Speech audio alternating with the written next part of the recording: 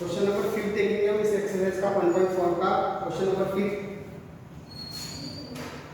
Question number 5 बोल रहा है the temperature at 12 Noon was 10 degree centigrade above Celsius above the zero.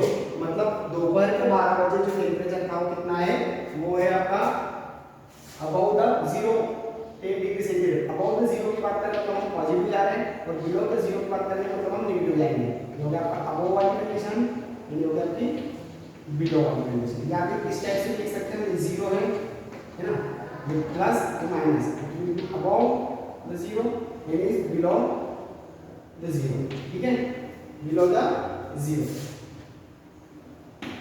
ठीक, सो जो above वाली कंडीशन होती है वो प्लस में होती है बेटा, और जो below वाली कंडीशन होती है वो माइनस में होती है। ठीक है, तो 12 नून को जो टेम्परेचर था 10 सेंटीग्रेड अबव द जीरो, मतलब टेम्परेचर एट 12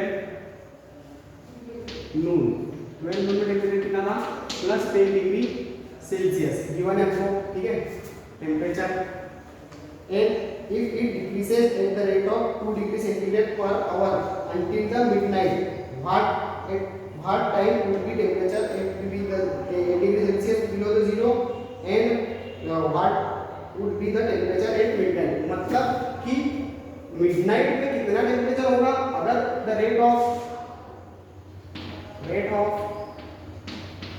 decreasing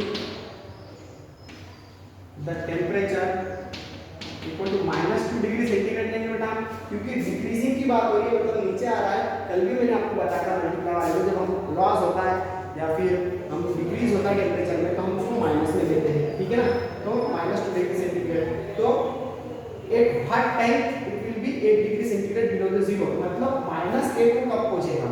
ठीक है ना, -8 होने के लिए उसको कितना टाइम लगेगा। तो first of all -8 degree centigrade difference between temperature से पता चलेगा हमको कि वो -8 डिग्री सेंटीग्रेड कब होगा, कितने टाइम बाद होगा। तो वो हो जाएगा आपका -2 से वो डिक्रीज हो रहा है, तो कितना टाइम उसको -8 होने में लगेगा। ठीक है, तो -8 तो 10 -8 डिग्री सेंटीग्रेड। ठीक, difference between temperature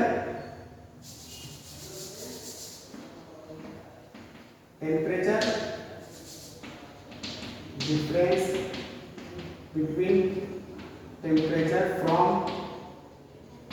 +10 degree centigrade to -8 degree centigrade. हमने 8 को माइनस किया जबकि क्वेश्चन में तो प्लस है, उसने 8 को बिलो द जीरो बोला और मैंने आपको बोला बिलो द जीरो मतलब माइनस में लेंगे।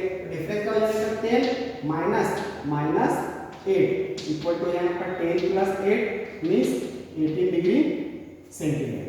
ठीक, सॉरी हाँ 18 डिग्री सेंटीग्रेड इनका डिफरेंस हुआ, और रेट किस रेट से वो नीचे हो रहा था, 2 डिग्री सेंटीग्रेड से वो डिक्रीज हो रहा है। Then time taken difference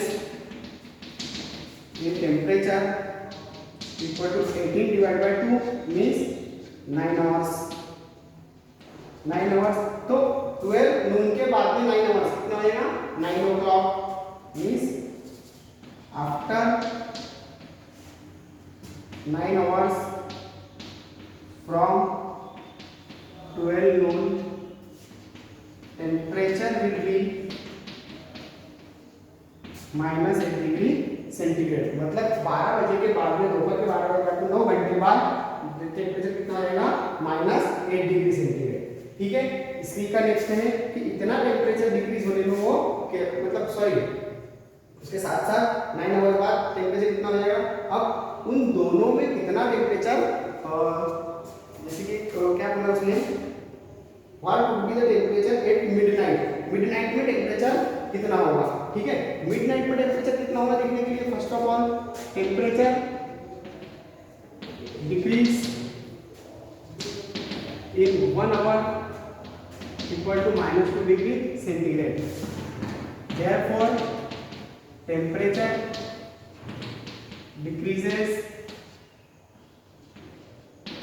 in 12 hours equal to -2 into 12। ये मैंने 12 आवर्स क्यों लिया बेटा, क्योंकि नून से जो मिडनाइट होगी वो आफ्टर द 12 आवर्स ही होगी। तो इसलिए मैंने 12 आवर्स लिए, क्योंकि नून से आपके दोपहर के 12 से मिडनाइट के, जो मिडनाइट मतलब रात के 12, तो उस तक जाने के लिए आपको कितना डिस्टेंस ट्रैवल करना पड़ेगा 12 hours. It will become -24 degree Celsius. ठीक है, तो इतने 24 डिग्री सेल्सियस का टेम्परेचर में डिक्रीज होगा। बट मिडनाइट पर टेम्परेचर कितना होगा? Temperature at midnight equal to current temperature, उसको हम नून वाला टेम्परेचर भी लिख सकते हैं, प्लस टेम्परेचर एट मिडनाइट। ठीक है, तो ये हो जाएगा आपका current temperature plus 10 plus -24 means 10 - 24 equal to -14 degree Celsius. तो मिडनाइट का टेम्परेचर क्या होगा? Then temperature at midnight will be -14 degree Celsius. ऐसा क्यों होगा? क्योंकि टेम्परेचर डिक्रीज हो रहा है, -2 डिग्री सेंटीग्रेड के रेट से टेम्परेचर डिक्रीज हो रहा है, इसलिए वो डिक्रीज होते होते माइनस में आता है। ठीक है, तो कितना 12 आवर में कितना डिक्रीज होगा? -24, जबकि हमारा करंट टेम्परेचर कितना 10 है, तो 10 से जब 24 और कम हो जाएगा तो 10 तो प्लस में था, तो 24 आने के लिए उसको यहाँ तक तो 10 आ जाएगा, तो 24 आने के लिए माइनस में आना पड़ेगा, -14 तो उसको जाना पड़ेगा, तब जाके उसकी डिस्टेंस कितनी होगी? -24 डिग्री सेंटीग्रेड। ठीक है ना, तो इस टाइप से ये क्वेश्चन आपका सॉल्व होता है बेटा। और इसके बाद वाला क्वेश्चन आपको छोड़ देना, एक बार और फिर से देखते हैं कि जो नून में जो टेम्परेचर था वो 10 डिग्री सेल्सियस था।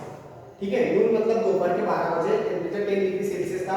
अगर टेम्परेचर का rate 2 degree centigrade per hour decreasing का है, मतलब टेम्परेचर हर एक आवर्स में डिक्रीज हो रहा है 2 डिग्री सेंटीग्रेड, तो उस टेम्परेचर को 8 degree centigrade below the zero जाने में कितना टाइम लगेगा? तो 8 degree centigrade below the zero जाने में मतलब डिफरेंस कितना हो जाएगा उसका? 10 to -8 जाना है उसको, डिफरेंस हो जाएगा इस एक जगह से दूसरी जगह कोई ना कोई जो बीच का डिफरेंस हो जाएगा।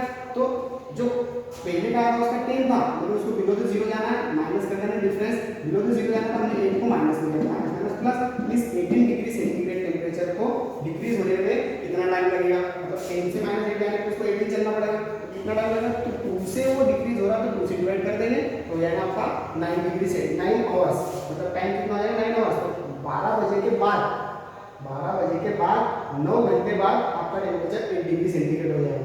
इसी टाइप से मिडनाइट पर कितना टेम्परेचर रहेगा? तो टेम्परेचर डिक्रीजिंग रेट क्या होगा?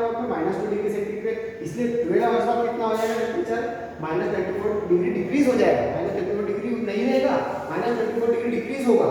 ठीक, हमने 12 से क्यों मल्टीप्लाई किया बेटा? क्योंकि नून से जो मिडनाइट का जो बीच का डिस्टेंस होता है वो 12 आवर्स का होता है।